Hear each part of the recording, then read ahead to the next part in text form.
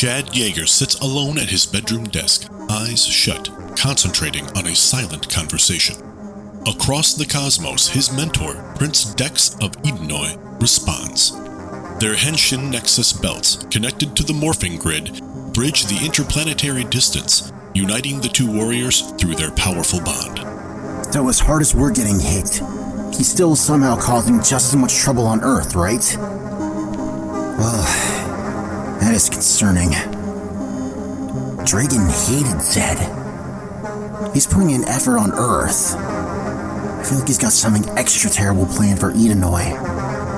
Especially now that Zed is out of the picture. Yeah, your uncle doesn't play around. He doesn't even know who the hell I am, and he still almost got my sister. Right. About that.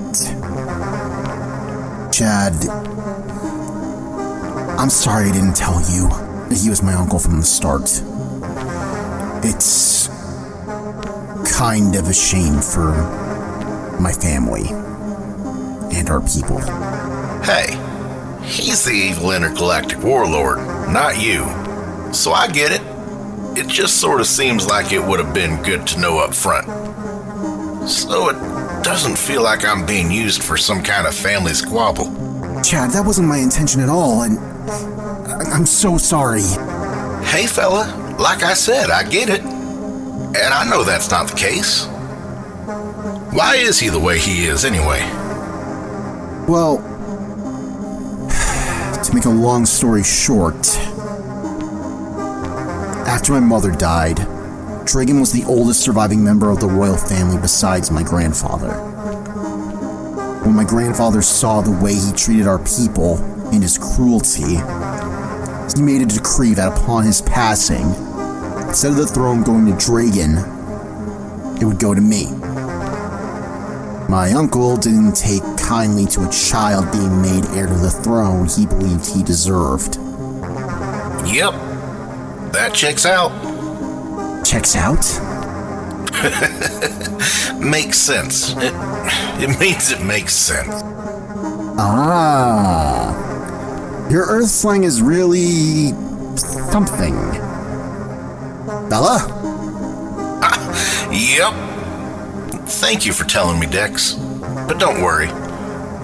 We're gonna take your uncle down, and all this will be behind us. I love the optimistic outlook you show. However, this is where I must say farewell for now. I have a lot to do. Things are getting crazy here. Sure thing, bud. Stay safe, and as Zordon says, may the power protect you. The connection is broken. Chad opens his eyes, glances at the time on his PC monitor, and unplugs his phone from the charger. Well, it's time to start the day, I guess. Chad descends the stairs to the living room where his siblings Molly, a spunky blonde 17-year-old girl, and Albie, his new 14-year-old brother, are channel surfing. Well, look who's decided to grace us with his presence, Albie. Good morning, sunshine. It's only 10. Well, I may be the new kid in town, but I've never seen you sleep past 6. Fair point, my guy. Morning, you two. And where might our wonderful parental units be? Mom and Dad made a Costco run since Mom was a little short on all the stuff for the event tomorrow. Makes sense to me. I'm gonna be out for a while today myself, so I'll catch you cool cats on the flip side. Flip side? What? It means he's an idiot. Love you, Chatty. Har-dee, har. I mean, I'll see you later, Albie. Chad exits the garage, opens the main door, and takes off on his Ducati Scrambler for the day. On the planet Idoi, Cycloptor fumbles with knobs and dials at his listening station. That little turd Bosgan. I can't believe he sits on the command bridge with Count Regan, sipping tea and handing him notes on all my progress. How does he even drink tea with that tiny face of his? I'll show him. Show him he can't take credit for my work. Now while I'm the one fighting all these battles on the dirt side. That's right. the influx relay. I spilled something on it this morning. It's burnt out. You have to get one quickly, or Count Dragon will be furious. All our plans could be sent up the river. Hurry, maggot. Finally, some headway. When Count Dragon learns of Bosgan's incompetence, I'll be able to take my rightful place on the command bridge, and that snot-nosed weasel will be forced to do penance down here, where the real danger lies. On the other side of planet Idoi, Prince Dex and his childhood friend Donias arrive at their destination, ready to investigate. Well, this is the spot. Codex's files said the Garangi were seen here. I can hardly believe it. The people of Idoi are working for Dragon. It's not too much of a stretch, Your Highness. These are villagers in a remote location. They haven't seen the atrocities that Dragon has committed on other worlds. Not even here on Idoi. Fair point. But don't they know Dragon will take their freedom away? And force them to serve his callous will? Freedom terrifies some people. There's no security in it. Far from the palace of the royal influence, the people don't know what a turn of fate will do to them. They're worried a simple mistake will cost them their life. Someone like Dragon comes along and offers structure and stability. They don't see slavery. They see security. Don't go recruiting for him so hard. I need citizens to remain on my side of the conflict.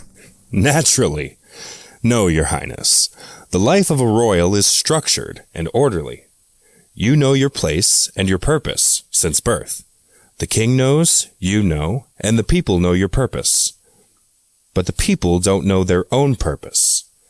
Having to find it for themselves is the root of their fear, the chaos of cutting a path unseen. We've not been out to speak with these people, so Dragon got here first and offered them a reason for being. I'd hate to think my people were so easily swayed that they'd give up on our freedom because someone else got there first. As would I, but the people of Idoi want to feel connected to their leaders. Not all have been as blessed as I to see the virtue of the royal family. To the people in these remote places, there is not nearly as much to latch onto. And Dragon's presence is something to latch onto. Donias, get down!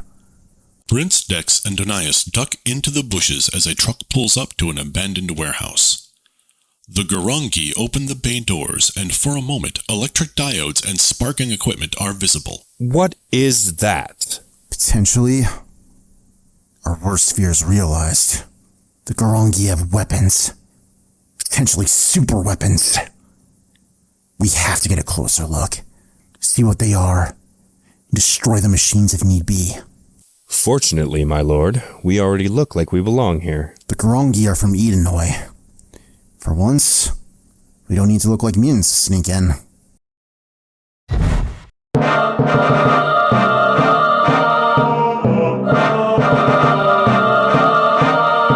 On board the Crisis Fortress, Dragon watches a monitor of Hypnothsis flying over a small city, spreading his mind control spores onto the population. Foolish water planet. When I'm done here, I will raze it to the ground and hunt its population for sport. We can let them tear themselves apart while we focus on other tasks. Very good, my lord. I do believe this prisoner is proving to be quite useful, despite the setback with the rider defeating Rito and releasing our subjects. Excellent. Gallant, what is the status of the Planet Quake device? Miss Gurongi, are they making any headway? Everything is going according to plan. By spreading rumors about a super weapon in Sector 4 and by utilizing the Plague Patrol's propensity for annoyance, I've diverted attention away from our true target. Even better, Scout reports Prince Dex and his attachee were seen in the area. Sector 4, that is. All in all, I'd hypothesize that both the device, and the Rider Hunter will be operational and ready for the grand finale in approximately 1 week. Excellent. That is definitely something worth hearing. Finally, vengeance and Earth will be in my grasp. Ha ha! The arrogance of these heroic types. Nothing more than a bunch of glory hounds and control freaks. They chase shadows, blissfully unaware of the moment of their greatest defeat. Well, my Count, that's not completely the case. I took the liberty of gathering some resources for an electron bomb. After all, the ruse had to be convincing. The added benefit is that while Dex thinks he is investigating the superweapon and the grungy, he's actually walking into a trap. Gallant, you clever trickster. You've brightened my days in ways you cannot possibly fathom. Yes, Count Dragon. And once the Planet Quake device is operational, your enemies are broken and scattered to the wind. The galaxy will finally know the order it craves.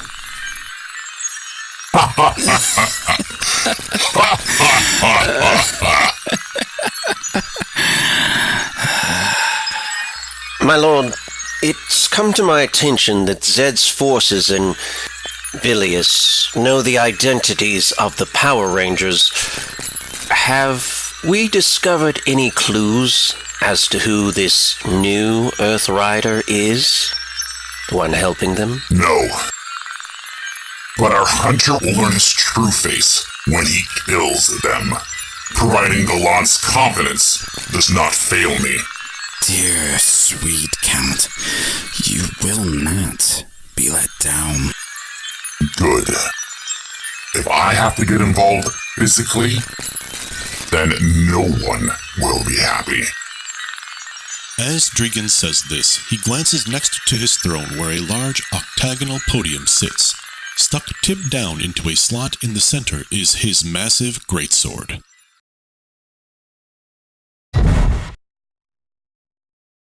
Chad finds a secluded spot and teleports to Angel Grove. He heads to the Student Union gym and bar where he works as a boxing and MMA instructor. With no classes today, he starts his morning workout waiting to meet his boyfriend, Adam Park, for their breakfast date. Yellow. Hey, I'm up and about whenever you want to come over.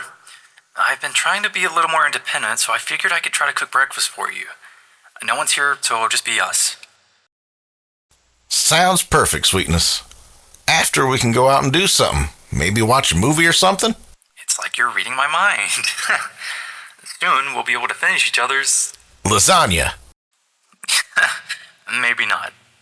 After wiping down the equipment, Chad takes a quick shower in the locker room and returns to his motorcycle. He rides to the apartment where Adam stays with David and Tommy Oliver.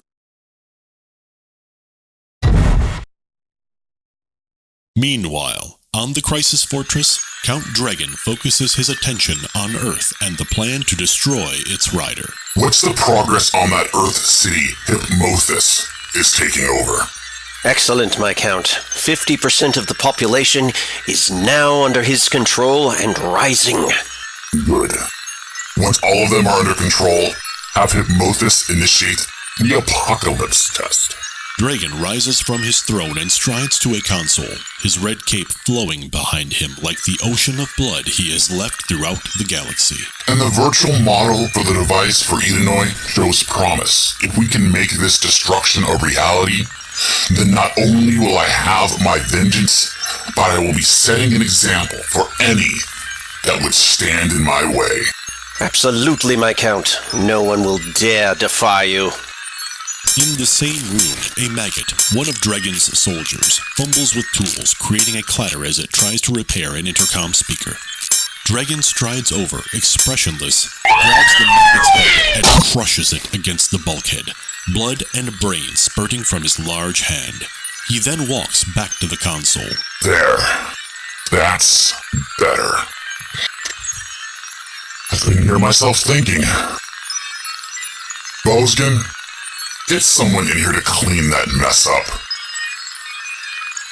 And get the galley to send up something to eat. I hunger. Chad and Adam are enjoying a quiet, laughter-filled breakfast prepared by Adam with minimal assistance from Chad.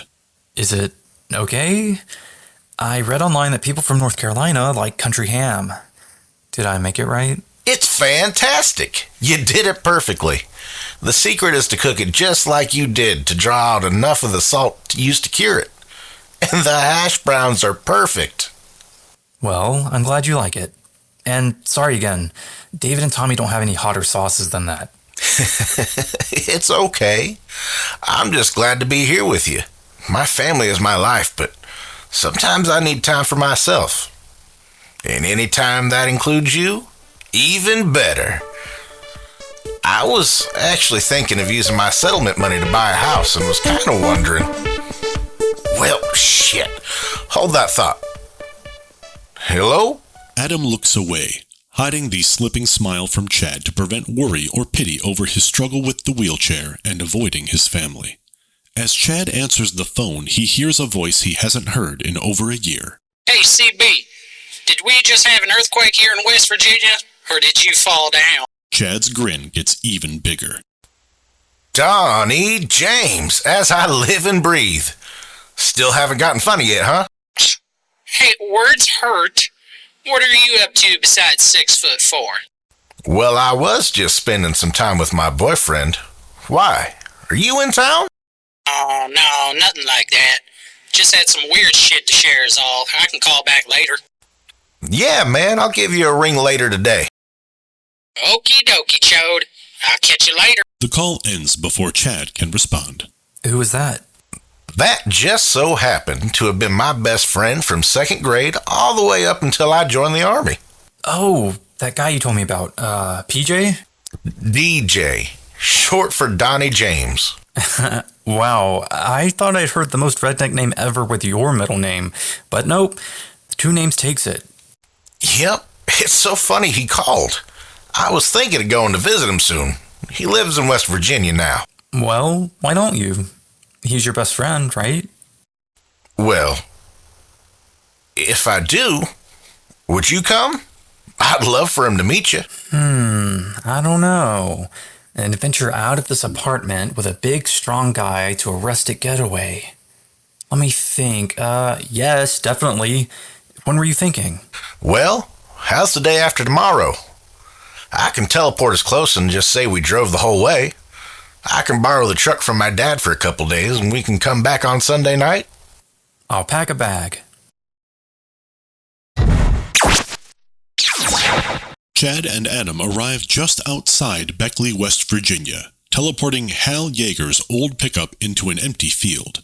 Chad remembered this spot as abandoned from his last visit before boot camp. Are you sure your friend wouldn't mind if I come? You guys haven't gotten a chance to hang out for a while. Are you kidding? Before I got a chance to ask him if it was okay, he asked me to bring you. I just think he wanted to meet the guy who's making his best friend happy. There wasn't much in the way of dating prospects for me in high school. Oh, well, I mean, that does sound lonely. At least, I know I felt that way. Well, I mean, yeah, it did at times. But I had some great friends. We're almost there. Quick warning. Sometimes DJ doesn't quite know when to shut the hell up. You mean like when Billy explains something scientific? No, more like he will run his mouth until it gets him in trouble. Oh, well, I guess having you as a friend came in handy a lot. Yep, but he's a good guy, and he was always there for me.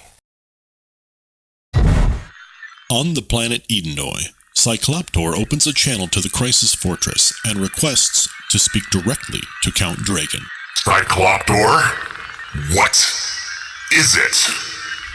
This had better be important. It is, my lord. I have it on good authority the Boskin has ruined something of great value. Go on. The influx capacitor relay. In his incompetence, he spilled coffee on it and rendered it unusable. What? Boskin, get in here, now! Yes, You fool! You idiot! You ignoramus! You big... I can't. This is too silly. And you were doing so well. What? What's going on? You idiot. Do you even know what an influx capacitor relay is? It's part of the beverage machine. You know nothing about my duties. You're a narrow-minded brute whose sole purpose is to corral mindless hooligans. I am Baron Boscon, master of sword and strategy, decorated commander of the Chrysian Navy, and right hand to Count Tragan. If you ever threaten my duties again, I shall carve you into bits and feed you to the maggots. Do you understand me, Cycloptor? I understand. Good. Now get back to work. That planet isn't going to conquer itself. Deflated, Cycloptor switches off the radio, pondering what just happened. Moments pass, and a light on the console begins flashing. An unknown caller on a different channel. He considers not answering, but curiosity gets the better of him. Hello? Who is this? Hey, buddy boy! Just saw what happened. Oscar and Gallant, oh, they're having a good laugh over it. Oh, don't get mad at me. I'm not here to rub it in. I think those guys, they're jerks. I'm here to help you get even. I'm listening.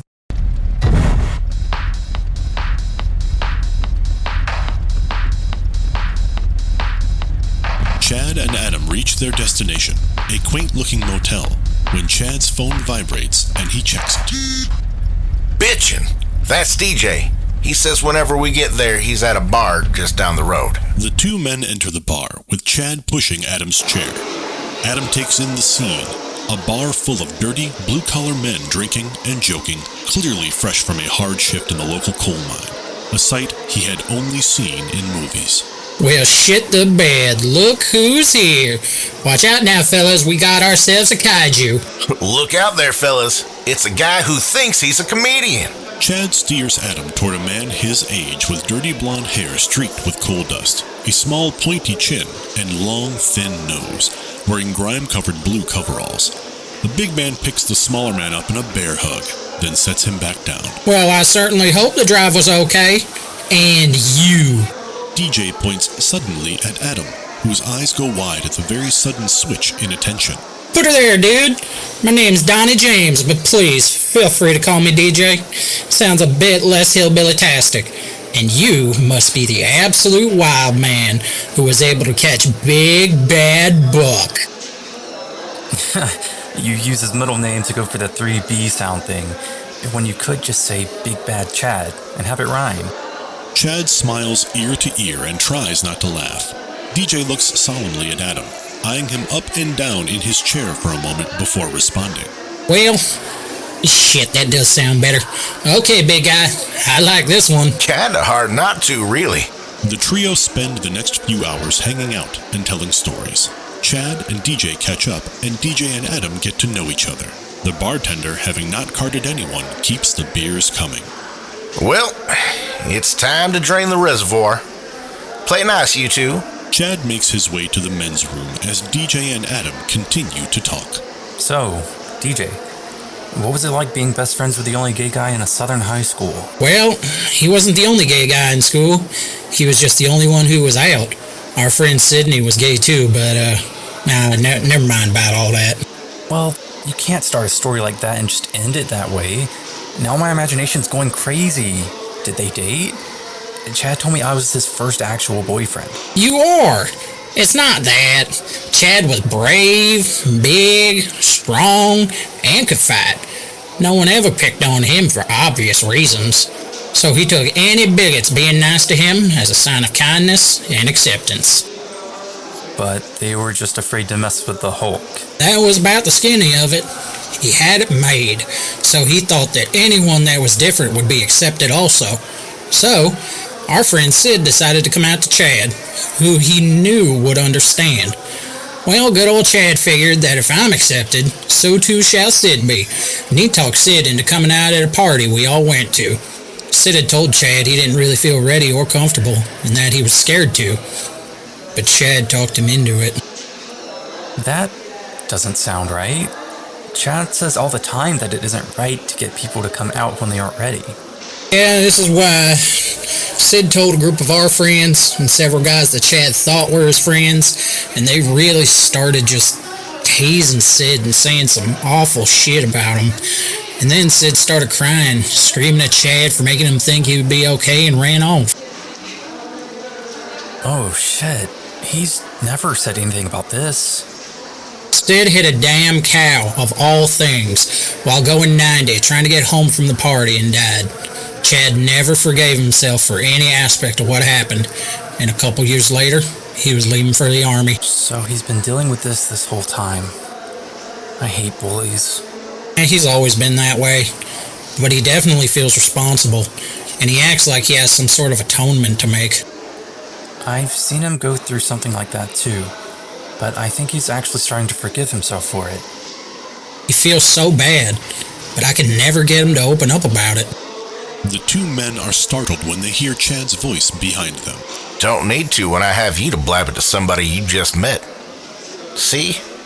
I told you sometimes he just doesn't shut up. Chad, I'm sorry, It's okay, sweetness. I should have said something sooner, but it was my story to tell. I'm gonna go get some air. I'll be right back.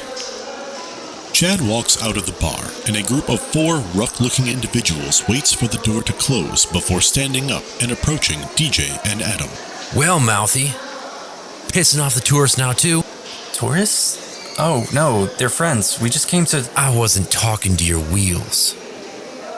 I was talking to the so-called mine mechanic who got me suspended today. Hey, dickhead, no need to be rude to guests. It isn't my fault you got caught huffing my solvent. I just mentioned you stole it from my supplies. You didn't get fired, did you? No, but that's a week's pay. And what's with this city boy and Paul Bunyan? Are they here for that creepy cult shit that's been going on? Cult? No, just here to visit DJ. And that's what we're going to keep doing now since we don't want any trouble. Adam spins back to DJ, but one of the 4 coal miners grabs the handle on his chair to turn him back around. I wouldn't do that if I were you, troglodyte. It's not nice to touch things that don't belong to you. You should learn from your pal, Asshat McGee here, getting suspended. Well, I'm not done talking to you two. Suddenly, a large hand grabs the wrist of the man holding onto Adam's chair, squeezing hard until a soft crack can be heard. Yes, you are. We came a long way to see my friend here. And as previously stated, that is going to keep happening now. I'm going to ask nicely, once and only once. Please, just go back to your seats and let us go about our evening. What the hell ever, you goddamn gorilla. Let's go, fellas. Got a case of beer in my place. Oh, CB, you saved us. Cram it, smartass. I was saving them from Adam. Look, pal, I'm sorry. I know I shouldn't have said anything. You're right. But I'm sorry, too. Adam, I should have told you sooner. I was just scared of when the right time would be to discuss such heavy things with you. You know, with everything going on and how rough it was when we first started seeing each other. It's okay, handsome. You may be built like an ancient warrior god, but you're only human. Okay, DJ, what was Billy Bob talking about with a cult? It's the weirdest shit. One day, some of the people started spouting about the master, but when people asked what they were talking about, they said the master bid them to bid their time while his grand army grew. Chad sits down again at the table and leans in. You said the Master and Grand Army? Sounded like some kind of Manson shit to me. Yep, it's like this every day. More and more people are acting real strange. Like just a little Stepford Wivesy and praising the Master. I thought it was a weird viral marketing thing to increase tourism to West Virginia at first, but it's been going on for a couple weeks. Why did you think it was an ad campaign? Because they said the Master was the one and only famous cryptid from West Virginia. Oh, no. What? Chad's eyes go wide as he looks into Adam's with horror, but he keeps his voice cool. Mothman. Yeah, so now you know why I was a little shocked to find it's what people are actually believing here now. Like, 3/4 of the population of our city. Well, yeah, that's certainly weird. Well, my guy, we're gonna get back to our motel and get some sleep. It was a long drive. We'll see you in the morning. Yeah, that makes sense. I finished a shift not long before you got here, so I'm gonna go hit the hay also. On the planet Idoi, Prince Dex and Donias sneak into the warehouse. Using the chaotic environment as cover, they slip into an empty workroom and steal some clothing inside. Not a bad disguise. These work clothes are rough, but durable. Tell me, Donias, can I pull off this look? Not a chance, my lord. You look far too happy to pass for a worker. Dex and Donias are distracted and don't notice a member of the Gurangi enter the room. He's an older man hunched over from time and labor. Who are you? Oh, us, We're new here. That's right. I just came in from the city. I see. You sure don't seem like you belong here. How come you're way out here and not back in the city? The old man starts slowly reaching into his pocket, and Donias readies an attack before Dex interrupts. My home was blown up in one of the recent conflicts near Salabest. The old man relaxes. Salabest, huh? I knew a girl from Salabest once. Smiled as sweet as morning sunlight. Yeah, it's a rough spot to lose a home. At least you kept your life. You lost your home too. Home? No, I lost a whole farm. Not all at once, mind you. King Lexian's armies don't, they don't fight without food. About 2 years, they took my whole harvest. They said they'd reimburse me, but nobody ever came. Without the resources, I've struggled for a couple of seasons. Couldn't plant anew.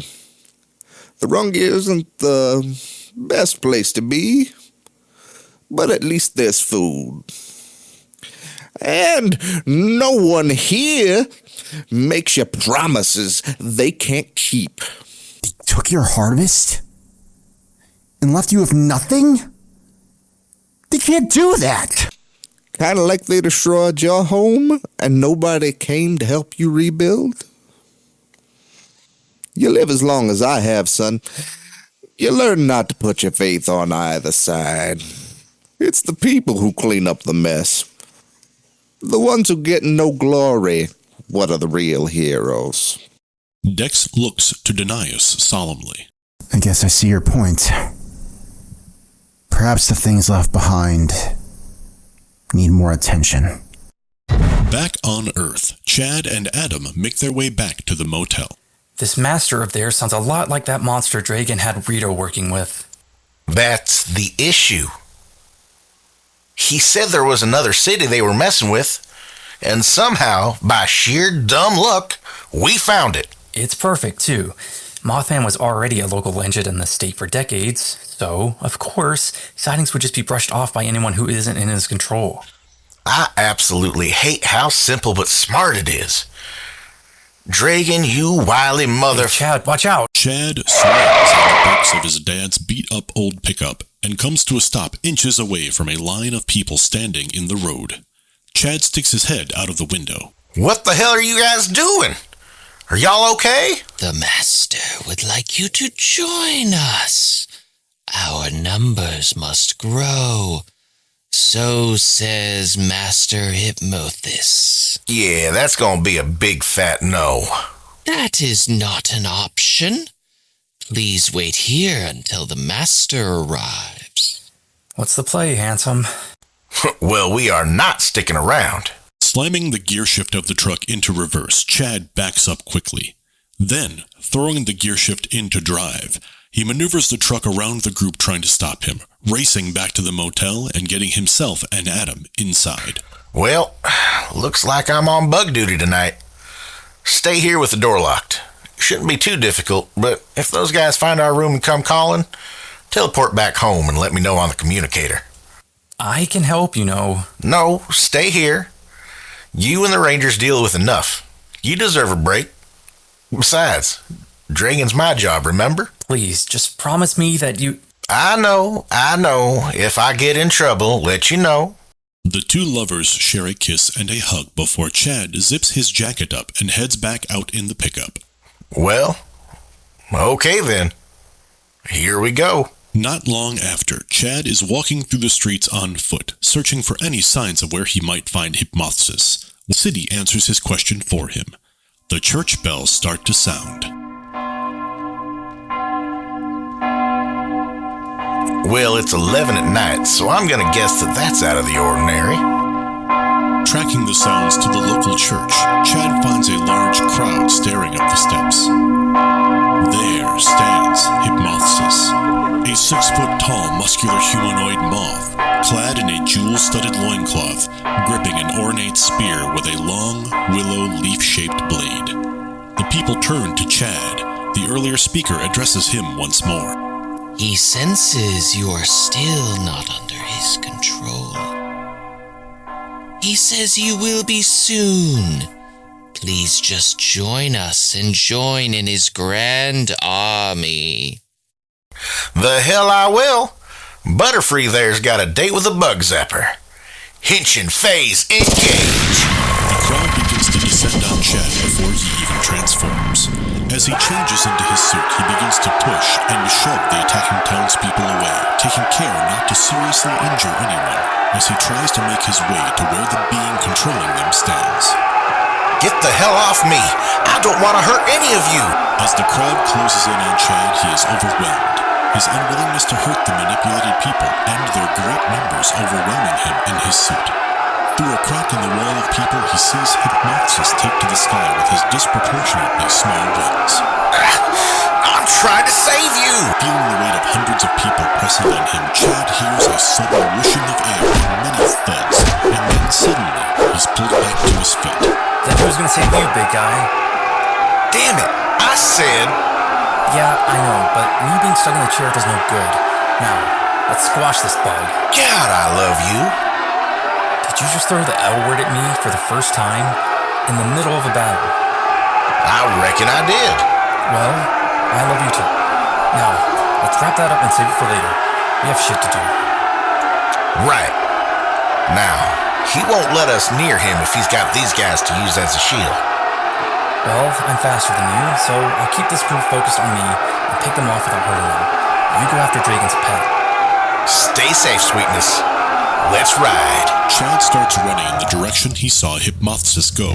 He calls his motorcycle and rides at full speed. Before long, he catches up and launches himself off of his bike, attempting to tackle the monster out of the air. But Hypnothis shifts and begins flying above a narrow dirt road lined with signs pointing toward the coal mine. Gah, son of a bitch! Get back here! Following all the way to the entrance of the mine, Chad tails the large bugman inside. Come on out, asshole! Looking deeper into the mine, Chad sees tracks for a cart. Well, it's too bumpy for the bike. And I have always wanted to try this.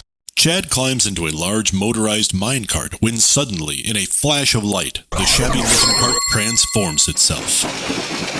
Holy shit! Now sleek and streamlined, the cart has the same color scheme as his rider bike. The small electric motor used to help it travel along the track now resembling the engine out of a cartoonish hot rod. Aaron? What's happening here? Chad Yeager, you are a masked rider. Yes, and I got a shiny, pretty motorcycle. What the hell is this? The true power of a rider isn't limited simply to motorcycles.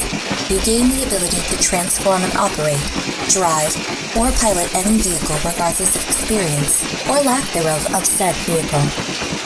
Well, that sure is handy. What Maiden and Joe can't add that feature? Enjoy gave the Rangers tools and great mechanical weapons. Since the riders usually work alone, they were given an extra ability to pilot any mech or vehicle in case of emergencies. So I can pilot any of the Rangers' Zords. And anything that maybe Zed or Dragon have? Correct. Bitchin'. Quite. Chad makes his way slowly through the tunnel in his souped-up cart when he sees the opening to a large chamber ahead. He speeds up to get there faster and exits the cart once there.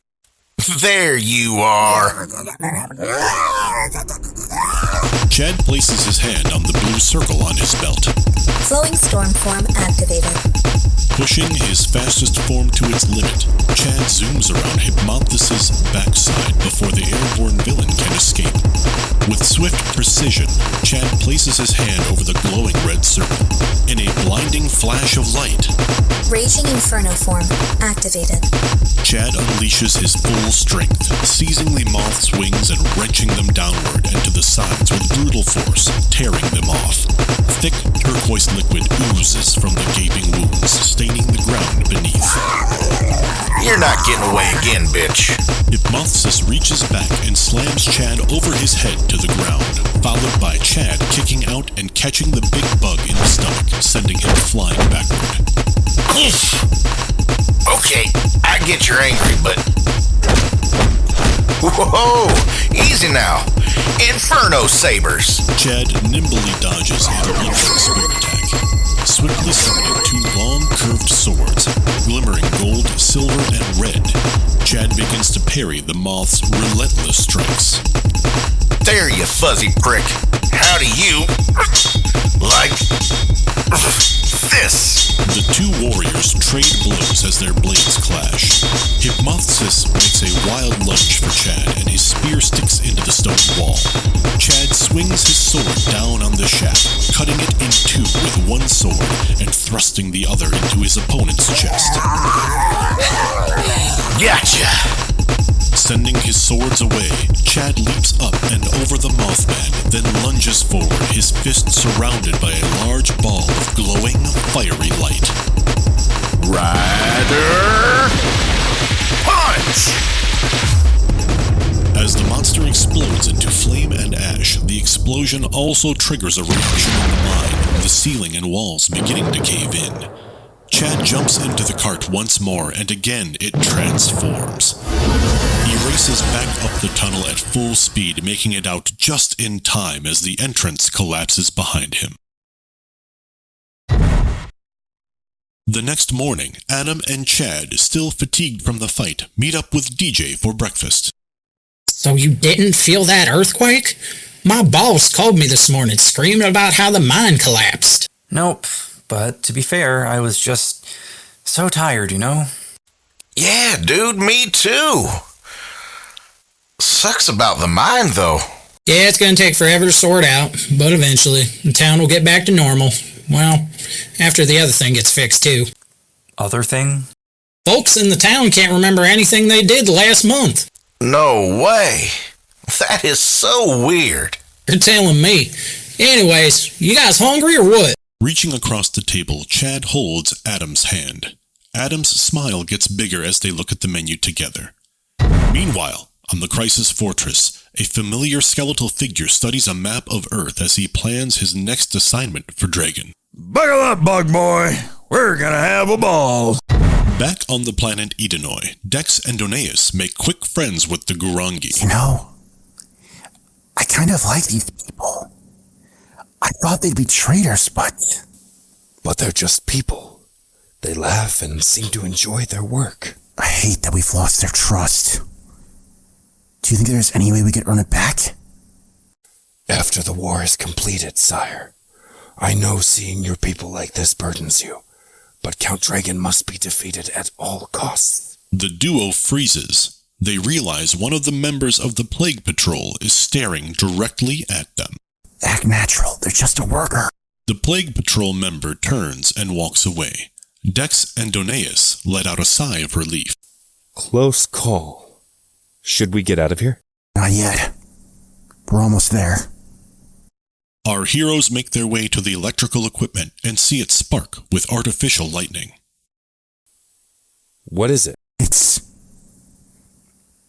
a bomb! Above them on the gangplank, 2 Plague Patrol members return, frantically waving their arms, one of them pressing down a button on a remote control. Looks like we spoke too soon. Realizing too late what the Plague Patrol member is doing, Dex instinctively reaches for his belt as the turbines of the bomb spin and fracture with power. The light is blinding as the room is filled with white-hot energy. Within the royal palace of Idoi, King Luxian meets with Codex and reads the intelligence reports with a heavy heart. This is most distressing. The people of Idoi are torn between our ideal of freedom and the cost of preserving it. Our forces are spread too thin. Yes, we have the Masked Rider, and all the honor guard accompanying him. But these small defeats, this loss of faith in the throne, it breaks my heart. It's a burden, Codex. One I have yet to figure out how to bear. I believe I may be of some assistance. A tall man in silver armor, almost resembling a rider or ranger, enters the throne room. King Luxian sits up rail straight, and Agent Codex draws his blaster. Who are you? What are you doing here? The armored man smiles, reaches up, and points to a 6-pointed silver star with the word Sheriff emblazoned on the front. Name's Gavin. Space Sheriff Gavin. And I'm here to help.